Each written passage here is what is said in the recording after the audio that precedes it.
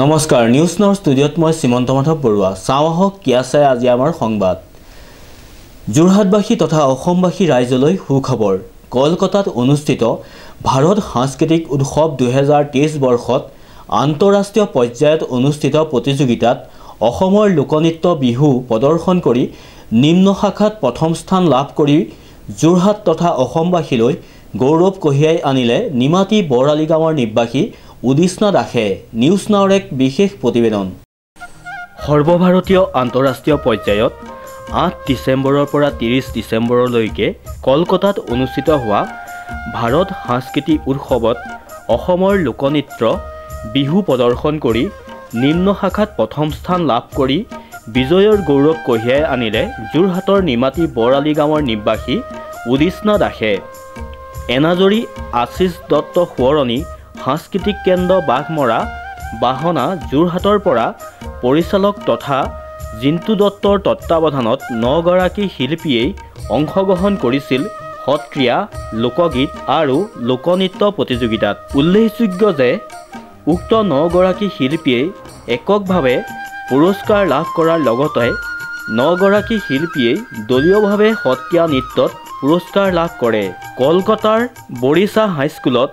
বেহেলাত অনুষ্ঠিত হোৱা প্ৰতিযোগিতাত 18খন ৰাজ্য আৰু 6খন দেশে অংশগ্ৰহণ কৰে প্ৰায় 6000 প্ৰতিযোগীয়ে অংশগ্ৰহণ কৰা অনুষ্ঠানত অসমৰ পৰা ডিব্ৰুগড় গুৱাহাটী নলবাৰী আৰু যোৰহাটৰ পৰা এনাজৰী আশিষ দত্তৰ সোঁৱৰণী সাংস্কৃতিক কেন্দ্ৰৰ শিল্পীসকলে অংশগ্ৰহণ কৰিছিল নিমাতী বৰালি গাঁৱৰ নিবাসী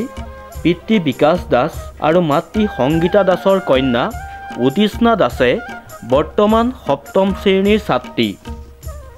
উদিষ্ণা দাসৰ এনে সাফল্যত বৰালি গাঁৱত দেখা গ'ল আনন্দৰ বন্যা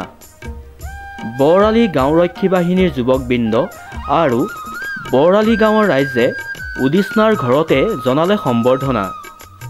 যাচিলে মৰমৰ চিনস্বৰূপে একোখনকৈ গামোচা ইয়াৰ পূৰ্বেও উদিষ্ণা দাসে নৃত্য গীত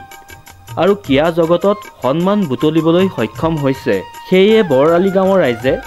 আশা প্ৰকাশ কৰিছে অনাগত দিনত যেন অসমৰ নাম উজ্বলাই তোলক উদিষ্ণা দাসে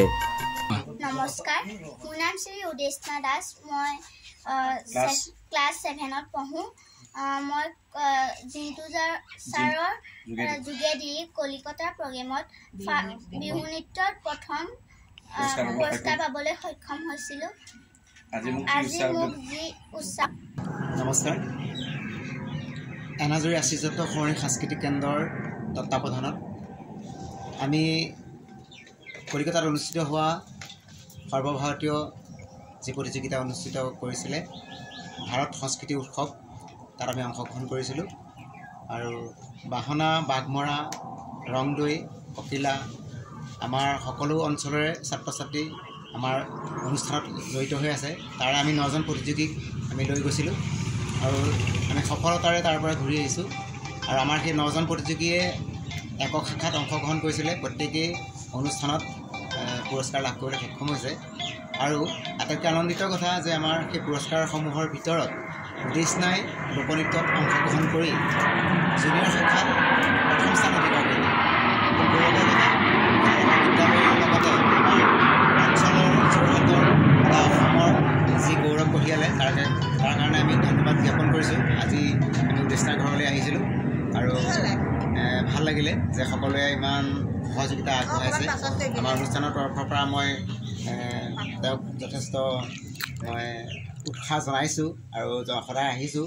আৰু তাই যাতে আমাৰ এনে এটা অনুষ্ঠানৰ গৌৰৱ কঢ়িয়াই আনিলে তাৰ বাবে ধন্যবাদ জ্ঞাপন কৰিছোঁ আৰু আজি ইয়াত আহি পেলাই মই দেখিলোঁ যে অঞ্চলৰ আৰু গাঁৱৰ মানুহখিনি ইমান মানে আন্তৰিকতাৰে তাইক মানে উৎসাহ জনাইছে তাৰ কাৰণে মই সকলোকে ধন্যবাদ জ্ঞাপন কৰিছোঁ যুৱকসকলটো অতি মই দেখিলোঁ উৎসাহিত ভাল লাগিছে আৰু মই ইয়াৰ যোগেদি আৰু এই যি এই চেনেলৰ যোগেদি মই সকলোকে আহ্বান জনাইছোঁ যাতে তাইক উৎসাহ জনাওক আমাৰ অনুষ্ঠানটিক উৎসাহ জনাওক আমি পৰৱৰ্তী সময়ত আমাৰ আটাইকেইজন প্ৰতিযোগী তথা অংশগ্ৰহণ কৰা সকলোকে মই এই চেনেলৰ যোগেদি আমি দেখাবলৈ আপোনালোকক বা চিনাকি কৰি দিবলৈ আমি চেষ্টা কৰিম আৰু ইয়াকে ক'লোঁ ইয়াকে কৈ পেলাই মই সকলো ধন্যবাদ জ্ঞাপন কৰি মই নমস্কাৰ আমাৰ বৰালি গাঁৱকী বাহিনীৰ তৰফৰ পৰা আমি উদেশনা দাসক সম্বৰ্ধনা জনাইছোঁ। তেওঁ কলকাতা বিহু নৃত্যত প্ৰথম স্থান পাবলৈ সক্ষম হৈছে। সেয়েহে বৰালি আৰু নিমাতী অঞ্চল যোৰহাটবাসী তথা সমূহ অসমবাসী আজি গৌৰৱান্বিত যে উদেশনা দাসে প্ৰথম স্থান পাবলৈ সক্ষম হৈছে। সেয়ে সমূহ অসমবাসী আৰু যোৰহাটবাসী ৰাইজে তেওঁ ভৱিষ্যত উজ্জ্বল কামনাৰে আশীৰ্বাদ কৰে যেন। আমাৰ ছোৱালী উদেশনা দাসে অসমৰ পৰা গৈ কলকাতাত প্ৰথম পুৰস্কাৰ পোৱাৰ বাবে মই আজি বহুত ধন্যবাদী হৈছোঁ। সেয়েহে তেওঁ যেন আগলৈও এনেকৈ অসমৰ পৰা গৈ বাহিৰা দেশত নাচি উজ্জ্বল কামনা কৰে, অসমলৈ গৌৰৱ কঢ়িয়াই আনিব পাৰে। তাৰ বাবে মই সকলো অসমবাসী ৰাইজক কৃতজ্ঞতা আশীৰ্বাদ বিচাৰিছোঁ। শ্ৰীমন্ত মাধৱ বৰুৱাৰ ৰিপৰ্ট, নিউজ নাও 24/7 যোৰহাট।